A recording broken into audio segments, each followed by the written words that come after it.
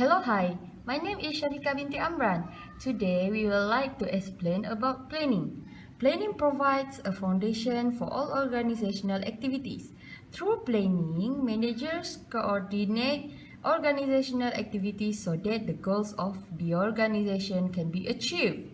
Organizational success depends on the ability of managers to develop a plan that brings together in a logical way the diverse set of tasks that occur within the organization.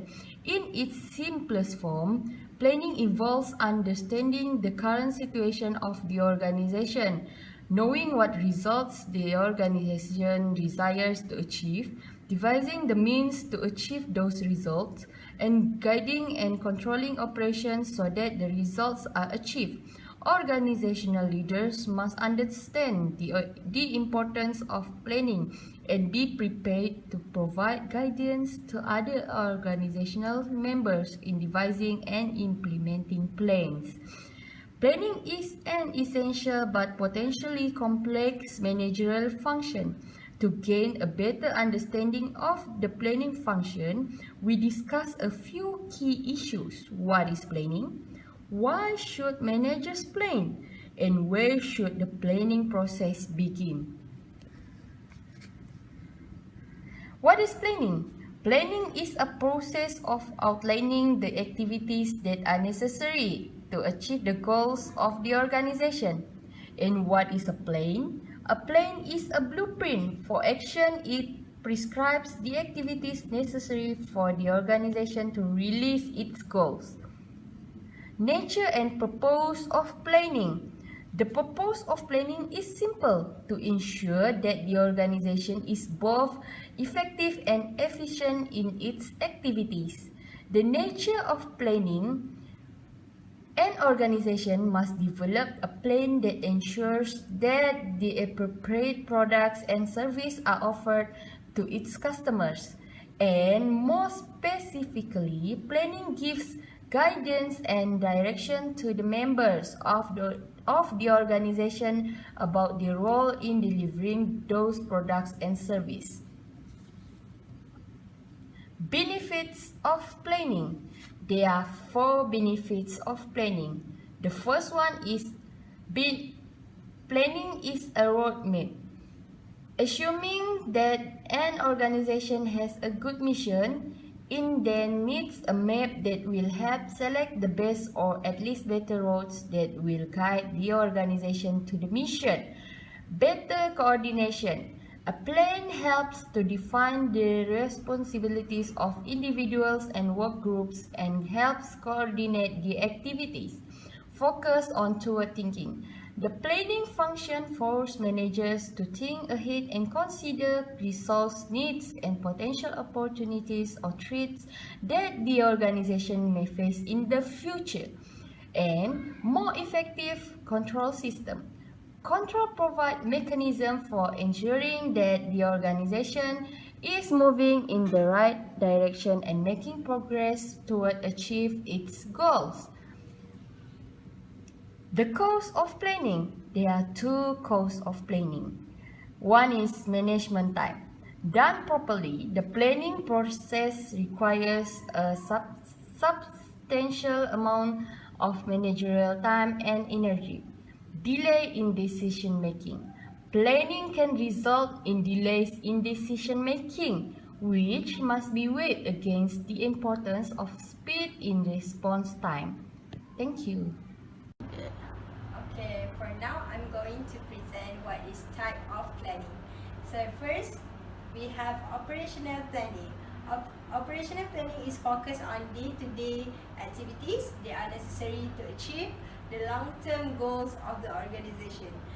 Operational planning also are usually more specific, short-term issue, and is designed for mid and lower managerial, such as supervisor and small groups. So basically, operational planning is for day-to-day and is for short-term planning.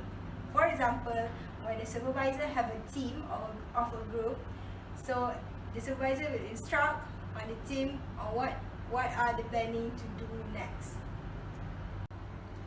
So next is standing planning. Standing planning is designed to deal with organizational issues or problems that recur frequently, and standing plans also are often developed once and modified to suit the business needs as required. There are three elements in standing planning, which are policies, procedures, and rules. So first are policies. Policies are general guidelines that govern how certain organization situations to be addressed. And next is procedures. Procedures are more specific and procedures are more specific and are designed to give explicit instructions on how to complete the recurring task. So next is rules. Rules is provide detailed and specific guidelines and limit for action. Basically, standing planning is about a planning that have been issued before. It's like a procedure of an organization to comply every single day and be a standard for an organization. So next we have single-use planning. Single-use planning is developed to address specific organizational situations. So basically, a set of activities aimed at achieving a specific goal within a particular budget and time period that is unlikely to be repeated in future. So there are three elements in single-use planning. So the first one is programs, second one is projects, and third one is budget. So basically, single-use planning is used for a very one-time event. For example, if an organization hire a video creator for a product launch, new product launch, that is what single-use planning is being used. Next, we have individual planning. Individual planning is organization looking for ways to translate broader organization plans to level of individual employees. So basically, there are two approaches of individual planning. So the first one, we have management by objectives, which is MBO. MBO is a method for developing individuals' planning, which guide the activities of individuals. So the model itself was popularized by Peter Drucker in his book in 1954, The Practice of Management. So this is the stage of process of MBO. So the first, we have start of the period, and the second, we review and define the objectives of the organizations, and next we have set employees objectives. So basically we search for the employees, we fix on the employees objective to done the work. Next is the monitor progress. Basically supervisor or upper level will monitor on the employees progress, and next we have evaluate performance. Lastly, we have reward employee, and reward is the last stage of progress, and this stage will start again for the others employees. Next approaches, we have the balanced scorecard. The balanced scorecard is a system-wide performance management process that aligns individuals' goals with the strategic goals of the organization. So basically, the balanced scorecard allows an organization to translate strategy into operational actions at every level of management. So used by managers to keep track of the executions of activities by the staff within their control, to monitor the consequences arising from these actions. So these are the illustration of strategy of TBS, the balanced scorecard. Hi, I'm Shafika binti Amran. I will explain about planning process. The planning function of management is one of the most crucial ones. It involves setting the goals of the company and then managing the resources to achieve such goals. As you can imagine, it is a systematic process involving 8 well thought of steps. Let us take a look at the planning process. Step 1. Recognizing need for action. An important part of the planning process is to be aware of the business opportunities in the firm's external environments as well as within the firm. Once such opportunities get recognized, the managers can recognize the actions that need to be taken to realize them. A realistic look must be taken at the prospect of these new opportunities and a SWOT analysis should be done. Say for example, the government plans on promoting cottage industries in semi-urban areas. A firm can look to explore this opportunity. Step 2. Setting objective. This is the second and perhaps the most important step of the planning process. Here, we establish the objectives for the whole organization and also individual departments. Organizational objectives provide a general direction. Objectives of departments will be more planned and detailed.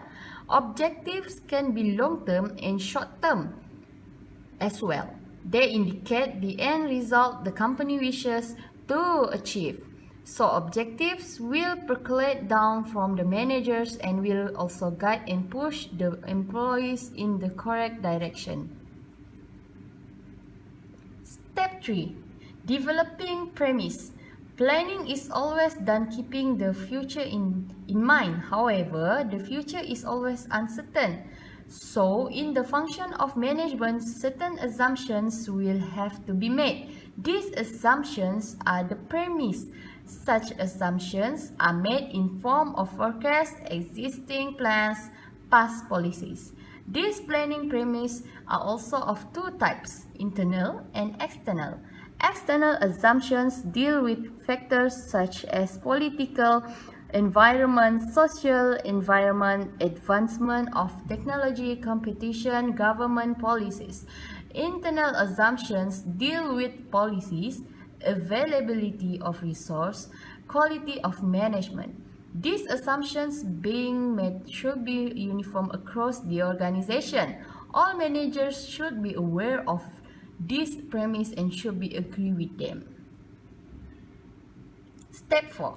Identifying alternative. The fourth step of the planning process is to identify the alternatives available to managers.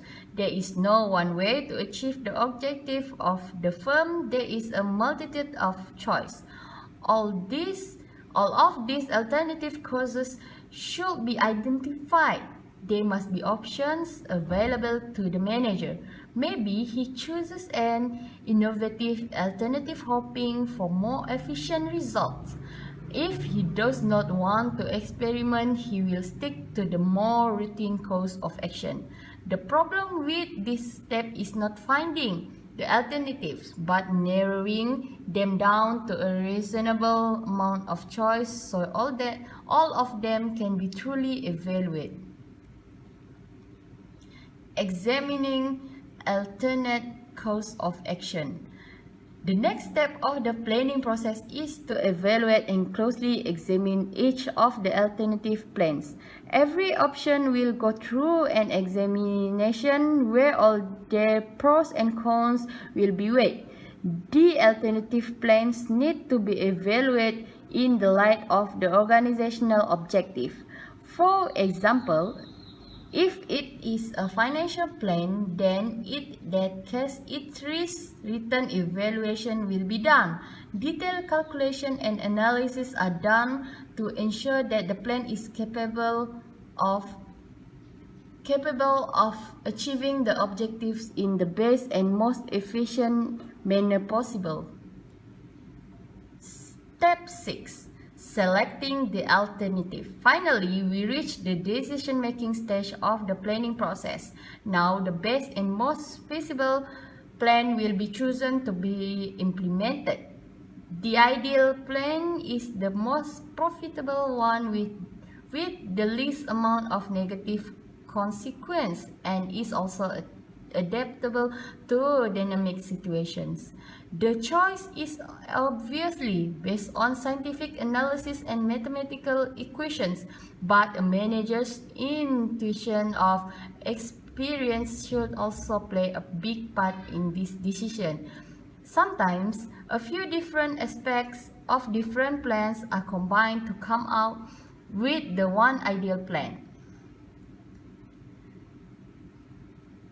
Next, formulating supporting plan. Once you have chosen the plan to be implemented, managers will have to come up with one or more supporting plans. These secondary plans help with the implementation of the main plan. For example, plans to hire more people, train personnel, expand the office, are supporting plans for the main plan of launching a new product. So all these secondary plans are in fact part of the main plan. And the last one is implementation of the plan. And finally, we come to the last step of the planning process, implementation of the plan. This is when all the other functions of management come into play and the plan is put into action to achieve the objective of the organization. The tools required for such implementation involve the types of plan, procedures, policies, budgets, rules and standards. Okay, thank you. Hello, for my part, barriers of effective planning. Demands on the manager time, uncertain operating environment and resisting to change.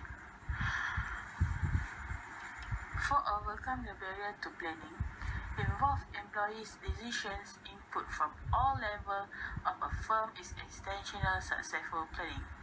Take advantage of diversity of views. Diverse views lead to broader assessment of organizational problems and opportunity. Encourage strategy thinking. Effective strategy thinking can be delivered through training and practice.